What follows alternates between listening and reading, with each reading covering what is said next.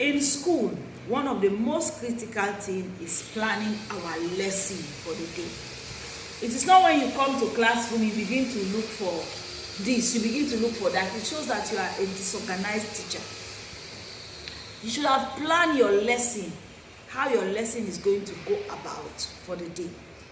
So we have our lesson plan, or in those days we call it lesson notes. I don't know if it's the same thing. So in our lesson plan, these are the items that should be involved. You have the name of the teacher, you have the school, you see them in different areas, you have the date wherein that lesson is to be taught.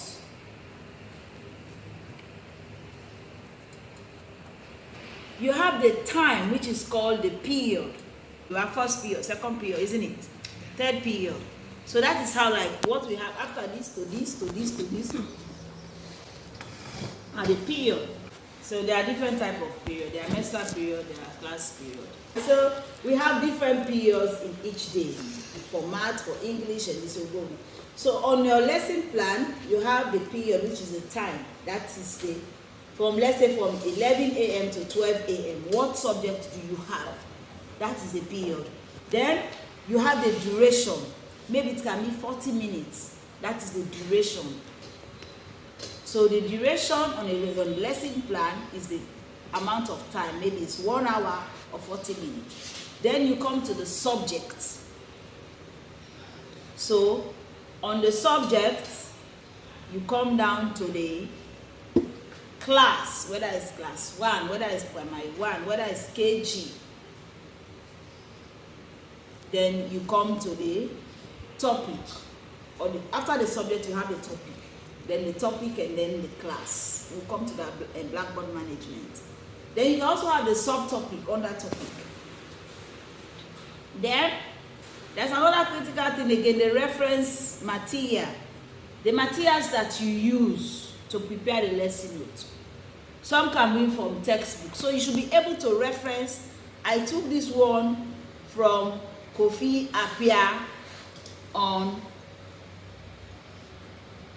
English, Golden English, book 4, page this. You have to quote the reference. If you Google it, you have to put the site as a citation where you Google it for. And then we have the instructional material, what you use in your teaching. What are the things that you use? So that is why they call it the lesson plan. You plan. We have what we call the visual, things that the children can just see. Let's say the board or picture. So sometimes when you are teaching, you have pictures, you have things to bring. That is what we call teaching aid. So those things that they are giving you, those cards, those yellow things, those mirror card, how do you call it here? We call it van card. Those cards, how do you call it? Cardboard. Cardboard, okay, we call it cardboard.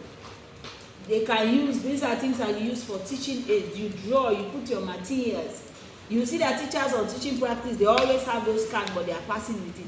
It contains a whole mark in your teaching. So every teaching, especially for junior level, from crèche to class 6, even secondary school. I remember when we were going for teaching practice, we do teaching aid. So they call it teaching aid. It is an aid, something that can help the teaching, the children to learn. So you have some teaching aids that are visual that they can see. Audio visual, some they can just listen to sound like videos. These are all teaching aids. Films. So we have also like real objects, like maybe you are teaching, you bring the plant, you are teaching about plant. You uproot the plant and bring it to your class. That is real object. The children can see it, they can feel it, they can touch it. So as a teacher, a polyvalent teacher, you should be able to look in your environment. You don't need big things. Small things around. That is why you find around me, I'm always finding those box, those cards, I'm gathering them for you. You can use them for teaching. Even those Christmas cards, those greetings cards, anything in your house can be used as teaching aid. Even you yourself, you can use yourself as teaching aid because you're part of the lesson. Okay.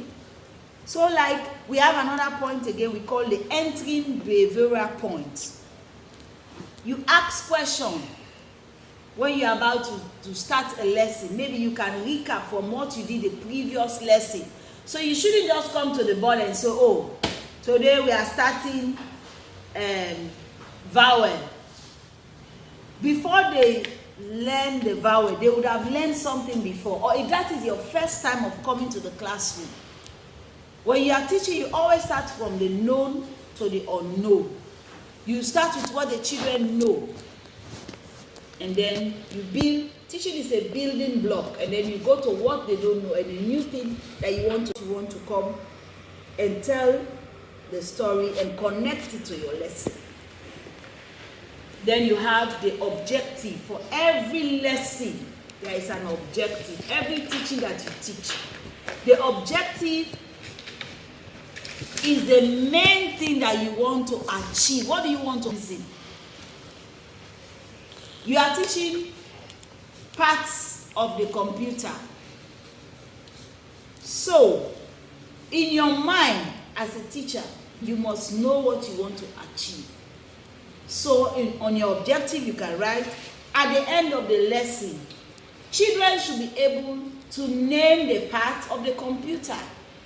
Or children should be able to identify the parts of the computer. What you want to teach. If you are teaching history, at the end of this lesson, children should be able to know the history of Ghana, to know the founders, the forefathers. So every lesson, every teaching, anytime you stand before the board, there is an aim, there is an objective.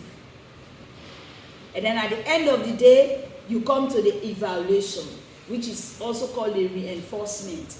You reinforce, that means you recap those petty things maybe that you have forgotten while you are teaching.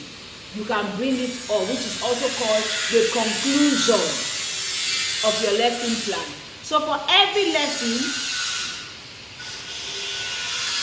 you have the beginning, you have the middle, and you have the ending. So your lesson should not just go without ending. Every class, every subject that you are teaching,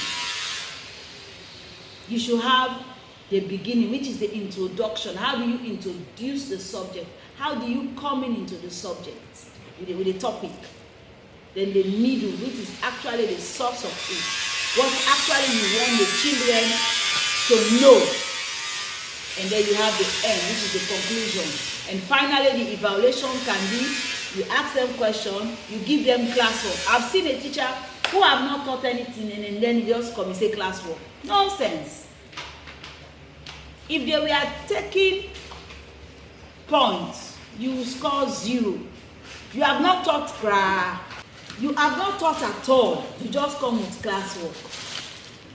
If you do that in senior school, the children will be shouting, isn't it? You have not taught us, you are giving us classwork.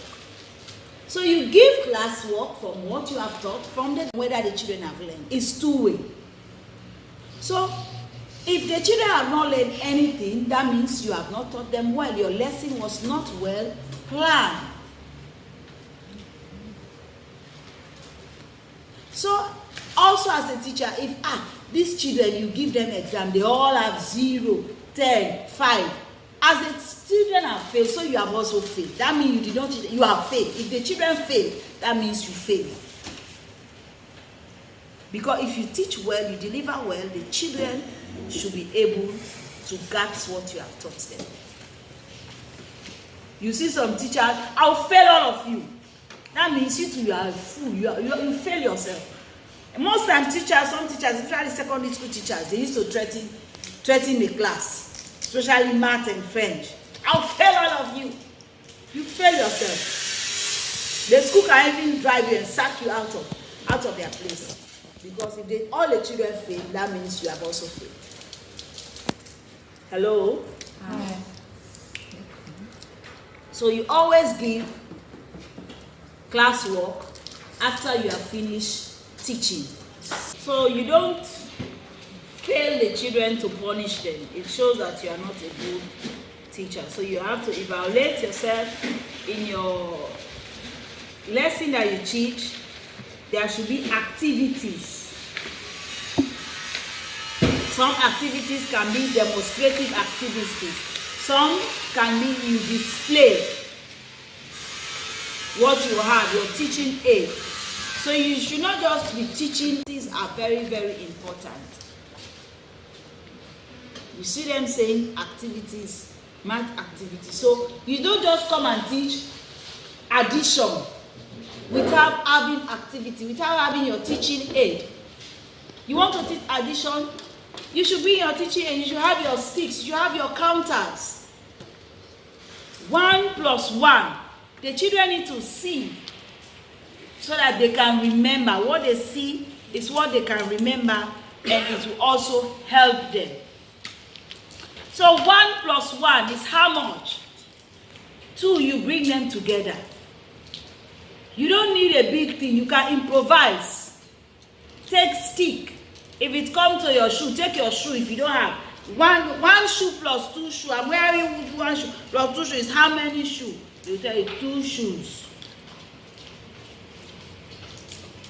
Demonstrative education. Hello. So our lesson plan must also have a summary. At the end of the day, you summarize, you give classwork to test the children. You don't give classwork when you have not taught. So what do you want to teach them? How are you going about it? So you have the beginning, the end, the middle, and the end of every lesson. Any questions?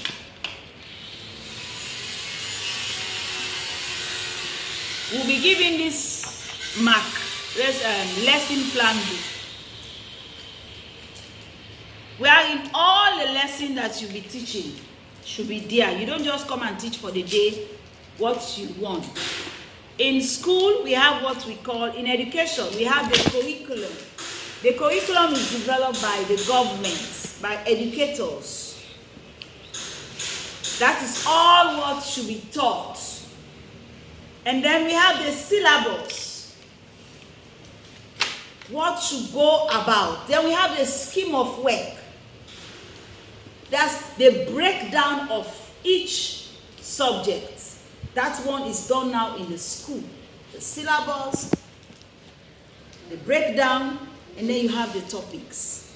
So you don't just teach in bulk. So whatever you are teaching is from the school curriculum. What the government, the prescribed thing that they say you should teach. So you should break down from the curriculum, the syllabus,